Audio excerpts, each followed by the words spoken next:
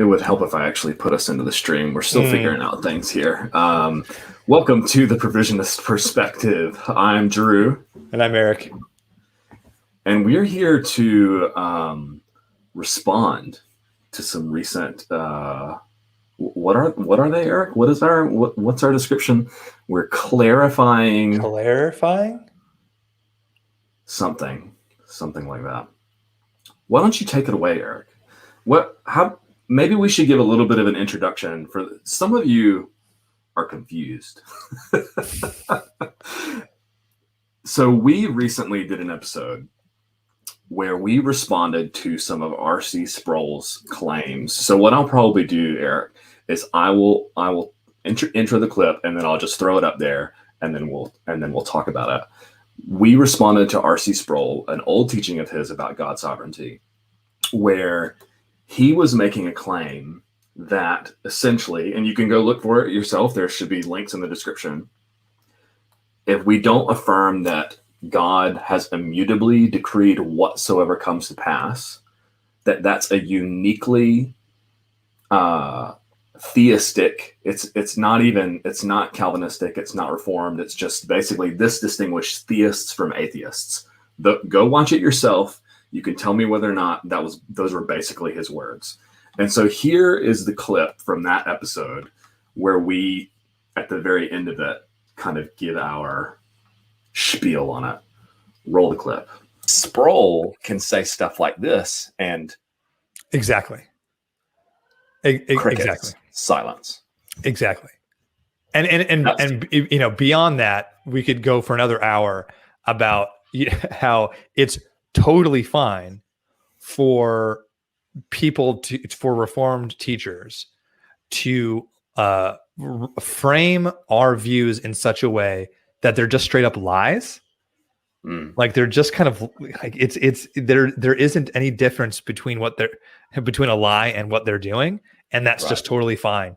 But then Leighton is the one who's uncharitable, and Leighton is the one who's a one-string banjo. And so RC Sproul can get on here. So here's the different options, right? Either RC Sproul is ignorant and he just thinks that all Christians affirm this thing, or he's lying and he knows, and he's using this as rhetorical force to persuade his audience. Or what's the other option? 3. Maybe there are other options. Comment underneath if you think there are other options. But like, isn't he just like maybe he's not like technically lying, but he's saying something that he knows not all Christians affirm this, so as to persuade his audience. So there's this famous clip now. Oh my gosh, I'm going to blank on his name. Andrew Breitbart. Maybe you don't know who he is, Drew. I've heard the name. I know that. Okay. Isn't there like a website? You've heard? Yes.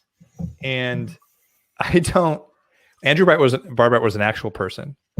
And he was one of the first journalists to fight back against like the leftist indoctrination of journalism a decade ago. And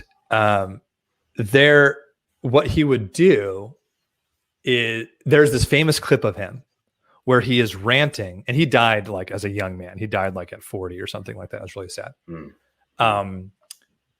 There's this clip of him, and he's detailing the lies of left media, and they're lying about what conservatives believe, calling them racist, doing everything they do, lying and then there's this amazing clip of him, and there's a GIF of it, and you can look it up. Andrew Breitbart, war. And he goes, yeah, you're going to do all these things. You're going to do all these things. You're going to do all this. And he pauses. He looks in the camera and he goes, war. And that he made it his life's mission to fight this stuff. And he created a whole, right or wrong, I don't know. He created a whole generation of right-leaning journalists who were like, we're not going to put up with this anymore.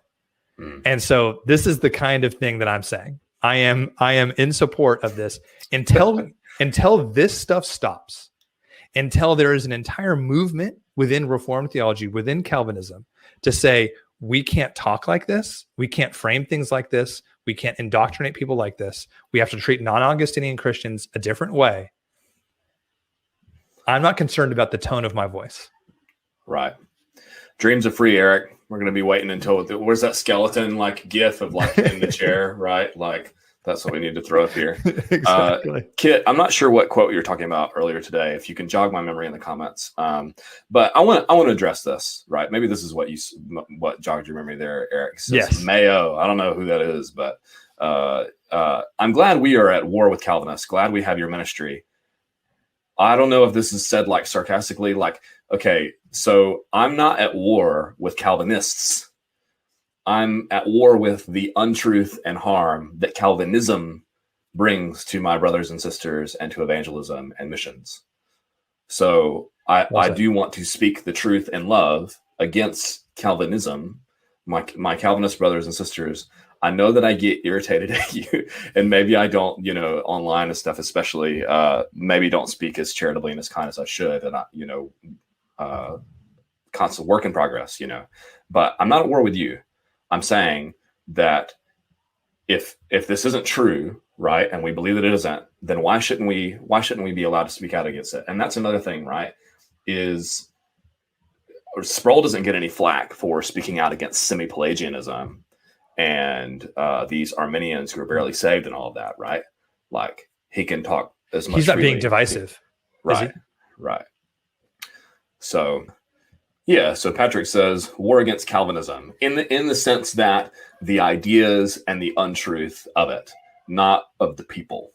We don't wrestle against flesh and blood, but against principalities and powers of the air. And Chris says here, we can speak with force, but we must speak with love and humility at the same time. I agree. And I hope that on this show that we are kind and charitable. We might, get a little bit triggered and stuff every now and then, and we might speak a little bit snarkily. But yeah, but look, kettle pot, right? This is the thing, right? Okay, and Sproul said that we're all atheists, so we're going to call him out on it. Deal with it. Yeah.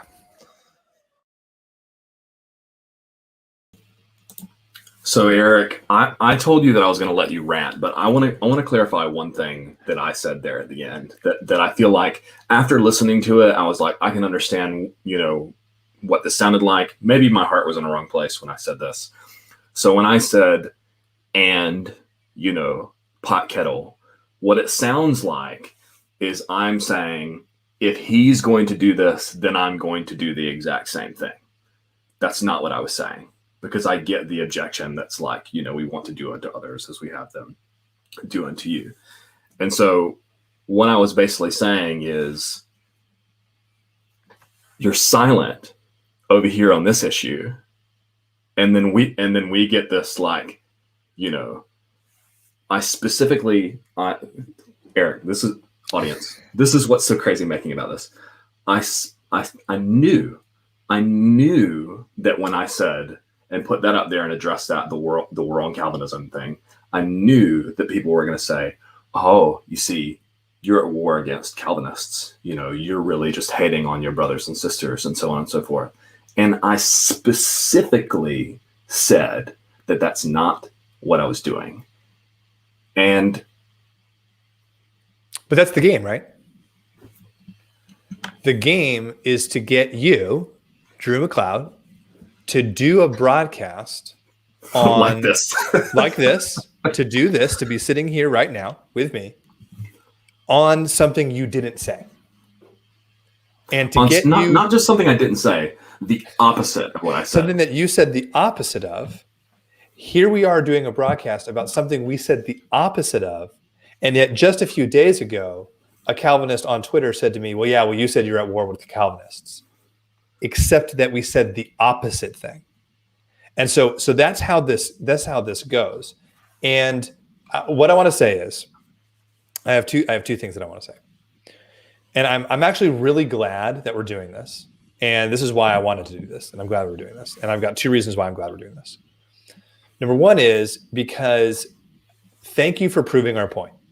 So if we're saying that we're fighting back against the rhetoric of the only real Christians are Reformed Christians, if RC Sproul and the rhetoric out there is every theist, not just Christian, because he even said this. He even said Islam believes this, Judaism believes this, Theists believe this, that if the rhetoric is that every theist affirms the Westminster Confession of Faith, and this is the standard such that every non-Calvinist position is strawmanned into the ground, and your response to us saying we're fighting against this strawmanning is to strawman us, and to say you that can't make this stuff up. You can't make it up. Thank you for proving our point as to what we are fighting against.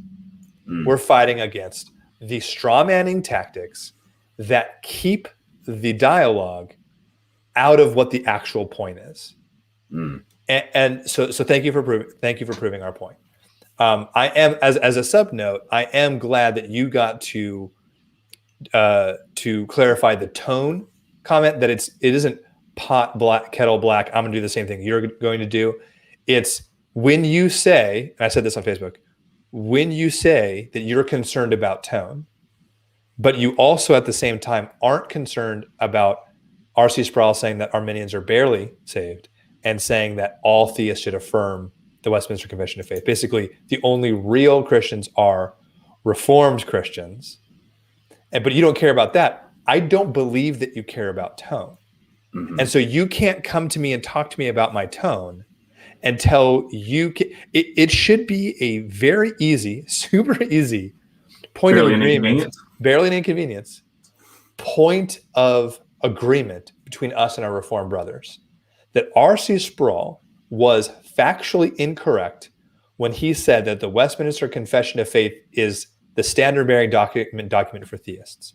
That is objectively untrue. Before what you say gets pulled out of context, specifically the 3.1, the chapter 3, article 1, about, God has immutably foreordained whatsoever comes to pass. He read it and then claimed that all theists believe this. He knows they don't.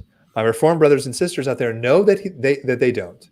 And so instead of that, this could be a super easy point of agreement between the two of us where we go, man, Sproul shouldn't have said that. And that's factually incorrect. It's just not true. And you can be a theist and not affirm this. He was probably just using a rhetorical device for his audience, and that's factually incorrect, and he shouldn't have said that. That is a super easy thing for us to agree on. Except you won't. And so when you come to me about my tone, I don't believe you that you care about tone. You don't mind tone when it's your heroes, but you talk about tone when it's with us. That's just a rhetorical device then. That's just a way of winning the rhetorical fight. Okay, but I'm glad that we're able to clarify the comments on tone. And I'm glad we're doing this because you proved our point. So thank you. The other reason I'm glad we're doing this, and here's my rant, and Drew's left us off in it afterwards, is that for all the tens of people that are going to watch this, it gives me an opportunity to show them, whoever's going to watch this, the tactics of our Reformed brothers and sisters as they try to control the intellectual capital, foreshadowing to a episode being dropped tomorrow, as they try to control the intellectual capital, as our friend Tim said. Stay tuned for tomorrow. As they try to, this is the tactic they use. And I am going to draw a parallel to try to speak their language. Now, Drew, let me ask you a question as I draw this parallel. How politically conservative am I? Like super. Okay. Like my friends in New Zealand think that you're a bigot. Exactly. Thank you. Everything that James White tweets about politics, I may kind of be like, ooh, he's a sledgehammer right now, and he should probably tone it. Sometimes I go like, ooh, sledgehammer. But 90% of the time, I'm like, right on, James White. I agree with his political takes on COVID. I agree with his political takes on race. I agree with James White 90% of the time when he talks about, maybe he's a hammer looking for a nail, and sometimes he finds the right nail. And when it's this politics, he's right on this stuff. And I agree with him. So I know that I'm speaking the language of my conservative Christian Reformed brothers and sisters when I say this. Here's the tactic. The tactic is to turn the volume up to 11 on what somebody said. So someone says something and you turn the volume up to 11, you press the DEFCON 5 button about something they said, and you run around with your hair on fire about something that they said. And how this works so that no one else can hear anything else the other person is saying. And you get to control what people are talking about.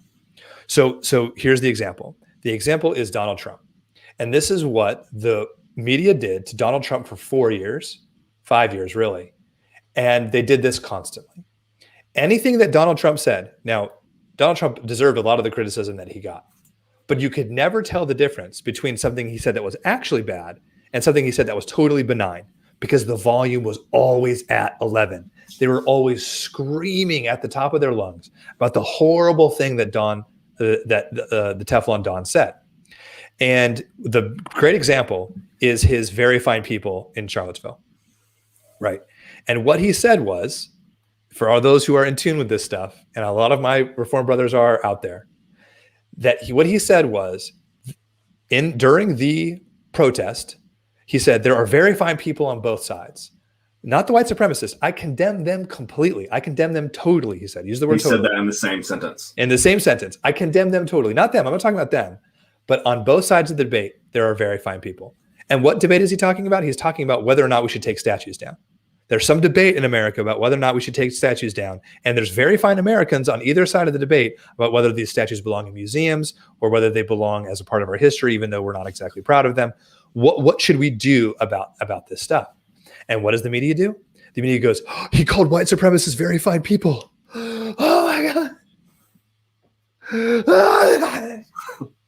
And they say this at the top of their lungs, volume 11, and they roll it on a loop for 4 years that to this day, people believe that he said that white supremacists are very fine people. And this is the tactic. This is how you control. So then what happens? Nobody talks about what we should actually do with these statues. We don't have a reasoned dialogue in this country about what we should do about the statues of our history. People just tear them down and they silently go away, and we never have the dialogue, and everything gets worse. What instead we're talking about is Donald Trump said white supremacists are very fine people, when he said the opposite thing. My Reformed brothers and sisters, this is the rhetoric you're engaged in. When we have a broadcast about how RC Sproul said something objectively false and objectively at least uncharitable, you make it about some other thing that we said when we actually said the opposite. At the very end of the broadcast. At the very end of the broadcast. You make it about that. Thank you for staying tuned to the end, by the way. You turn it up to 11. Oh, the war. Oh, they said something about war. And you even splice in little clips where I say war, and there's in the background, war. Oh. And you do this thing, and we never actually talk about that there's this unhelpful rhetoric out there from Calvinist leaders that make it impossible for us to talk to each other. That was our lament. That was the point. That this rhetoric makes it so that we can't talk to each other. And until this rhetoric stops, we're going to fight against it. And you prove the point right. And you do the same tactics that the media did against Donald Trump, where you take this little thing that we said and you turn it up to 11. And we never talk about how, hey, maybe we shouldn't say that the only real Christians are Reformed Christians. Maybe we shouldn't talk like that. Maybe RC Sproul and other leaders shouldn't have talked like that, and we should change the trajectory of the rhetoric. We don't have that conversation because we're here having a live about war. Yeah, agreed. That's my rant. Susan was asking, do you have two channels going? No, I don't think so. Should be just broadcasting this to Facebook, maybe on Facebook and YouTube. Yeah, so maybe Facebook and YouTube. One thing I wanted to say on that note with regards to if people would just acknowledge this, if our Reformed brothers and sisters would acknowledge this. But this is the problem, and this is my concern that I've expressed to a handful of Calvinist brothers after this went down, is that in spite of the fact that I said I'm not at war against my Calvinistic brethren, I am against Calvinism because I think it's harmful and I think it's false and it has these, so on, follow-on effects or whatever. That you're so tribal that you cannot separate you from your own particular denominational sectarian theology. So when someone criticizes provisionism, I don't take it as a personal attack against me as a believer. I realize that they're engaged in the realm of ideas.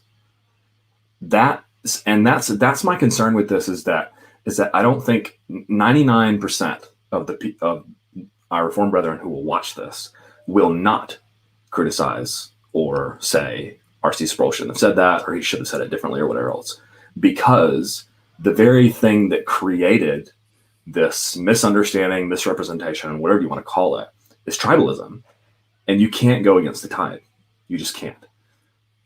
And I think that I just don't understand that. I guess some people just think differently than I do, and they feel attacked personally when you come after their personally held beliefs. And I get that.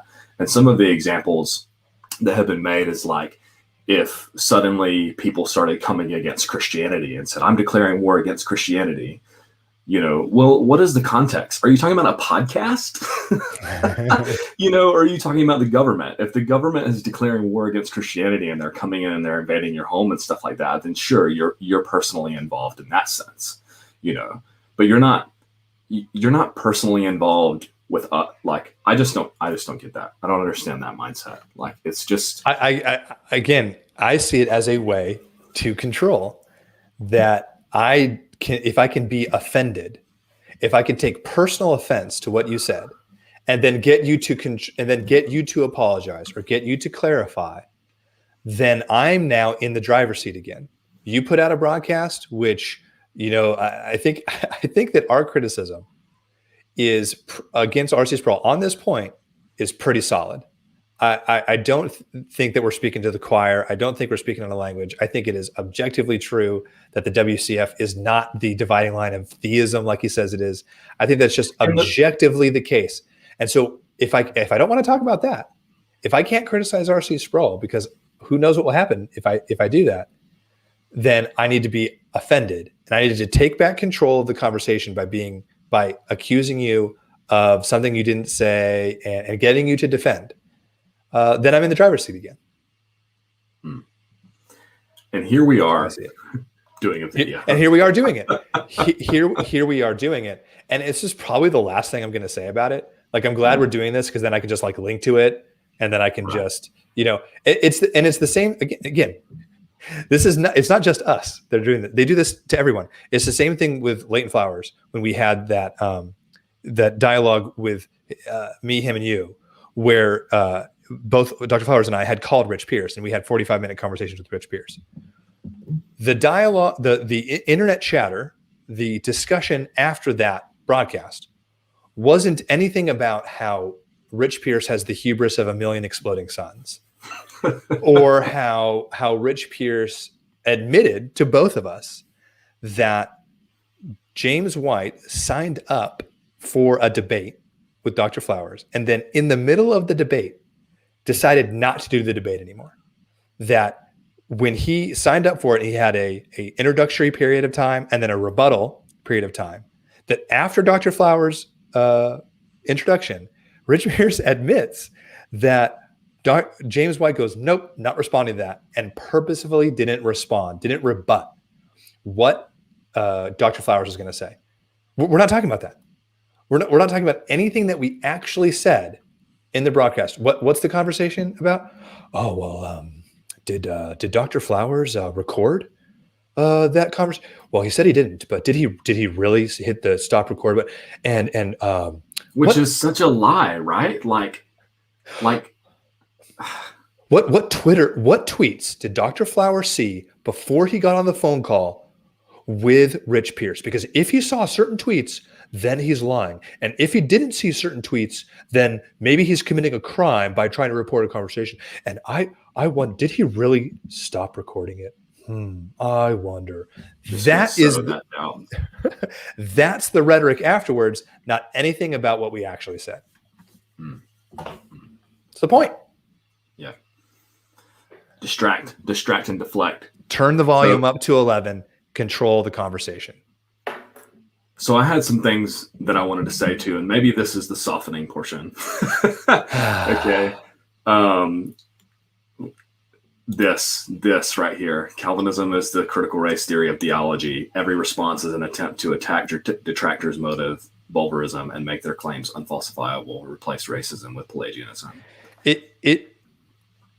That's what I'm saying. I didn't use that. Jamie, I was thinking about which example to use. And I thought that one would be too fiery. That one's a little bit too. That one's a little bit too. Yeah, thanks a lot. That one's a little bit too crazy. And they could hear me when I say, the same tactics CNN used against Donald Trump. You probably shouldn't do the same thing. They might hear me when I make that parallel. But yeah, it's similar. Right. And and I'll say this by way of softening, I guess, like if the shoe fits, wear it. If it doesn't, then don't. We have good brothers out there that are engaged in good dialogue, like Sean Cole, like Zach Avery. I can probably count them on one hand, but they're out there. And so if the shoe doesn't fit, don't wear it. But I thought I would throw this up here. I had a few passages. Actually, first, Brother Ronnie Rogers posted this tweet that I thought was quite challenging. He wrote, "Our greatest testimony before the world is our faithfulness to God, not our perfect lives. Faithfulness includes how we handle our own sin and failings, and maybe even more prominently, how we handle others who disagree with us, or even their own failures." Luke 6:31. And is that Philemon or Philippians? I don't know. I have it here in front of me, and we're about to look at it. So I wanted to look these up to see what he was talking about. And so this is kind of what I said earlier. Just as you want others to do for you, do the same for them. So we're not advocating for we're going to engage in the same kind of incendiary rhetoric that RC Sproul did. We're saying he's doing this. You obviously don't care about tone because you're not addressing what this is. Meanwhile, you're criticizing us for, all this other stuff. And okay, so it's in Philippians. And then this says, Philippians 2, verse 15, "So that you may be blameless and pure, children of God, who are faultless and crooked in a perverted generation, among whom you shine like stars in the world." So wanting to shine brightly to those around us, to have good conduct and stuff. And then this one, this is one that I've kind of, come up with. And this was the vision that I had for praying with the Calvinistic brother here in town who's in a similar space in work and ministry as I am, because our unity is evangelism to the world. So I'm just going to read this. John chapter 17, verse 20 to 21. "I pray not only for these, but also for those who believe in me through their word. So these being the disciples, but also for those who believe in me through their word, so the rest of believers. May they all be one, as you, Father, are in me and I am in you. May they also be in us, so that the world may believe you sent me." So our unity together is, and I think this is challenging, if I can just say, and maybe this is just a whole nother episode topic, when you hold real strong theological beliefs, it's hard to be charitable and to be kind and stuff. I recognize that. So it's important to have these conversations, but we also need to cultivate being kind and charitable and stuff. Leighton did an episode the other day on John Calvin's equal ultimacy. And towards the end, he kind of, go listen to it. He addressed this, I really want to win Calvinists by doing this. I want to be kind and charitable and stuff, because this is what won me. This is what would have won me. This other kind of rhetoric just pushed me further into Calvinism. It's not helpful. And so it's difficult, but we need to achieve that. And if, feel free to call us out. I feel like we're pretty approachable and teachable people. Like if there's something that we've really said, besides me saying one thing and then you saying that I said the opposite because reasons.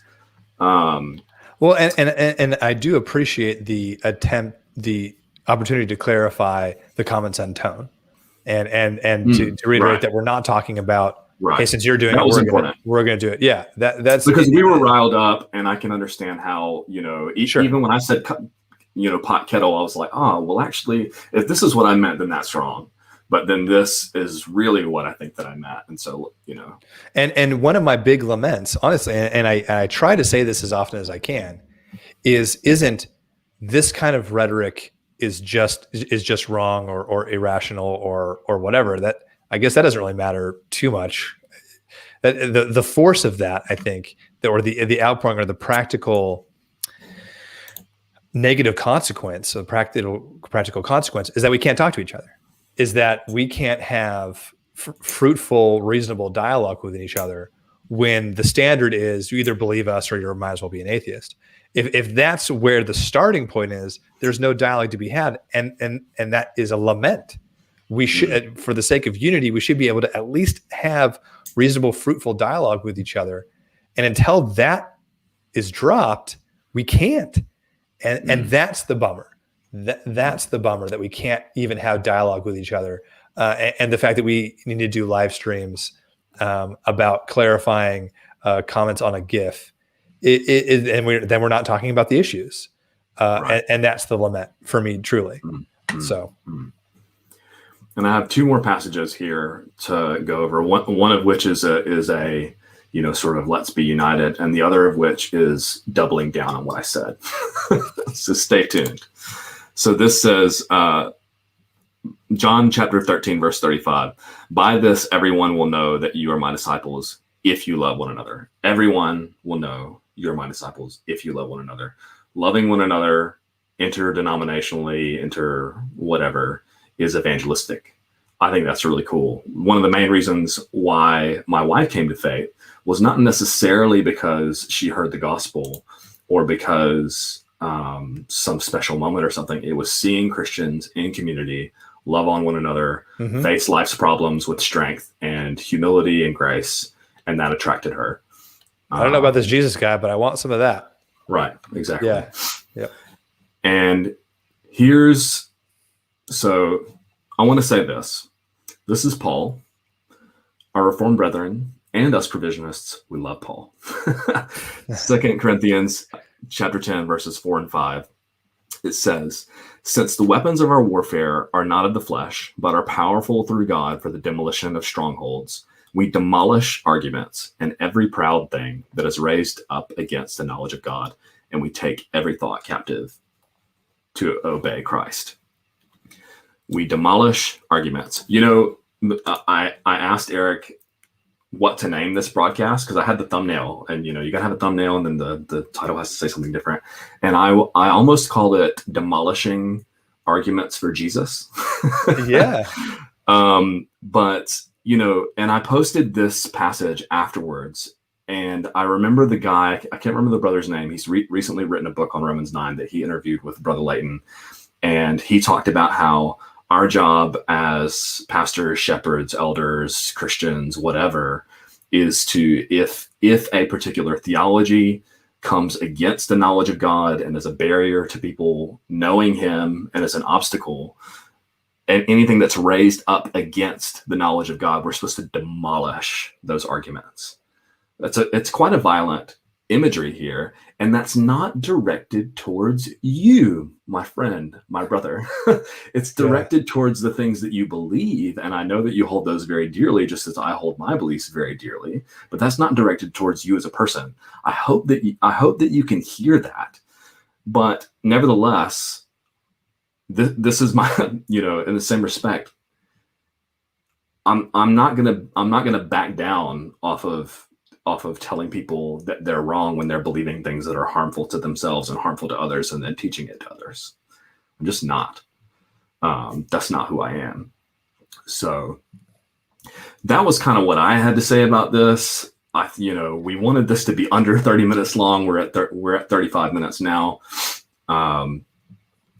That's it. I don't really have anything else to say about this. I've said as much as I can say. Yeah. Feel better. Cathartic. The clarity was needed. I think it was needed. Yeah. So I mean, well, for some people it was needed. On some issues it was not needed. It should have been clear what we were saying. Thank you, Hey guys, may God and Jesus Christ bless you. Amen. Thank you so much. Thank you. Thank you for tuning in. If you're enjoying all of this, become a patron, grow our team. We're looking to get some better lighting so that things look better and improve the quality of the broadcast. And yeah, we'll see you guys around the socials. Until next time. Where's the video? Here it is. Do it. Bye.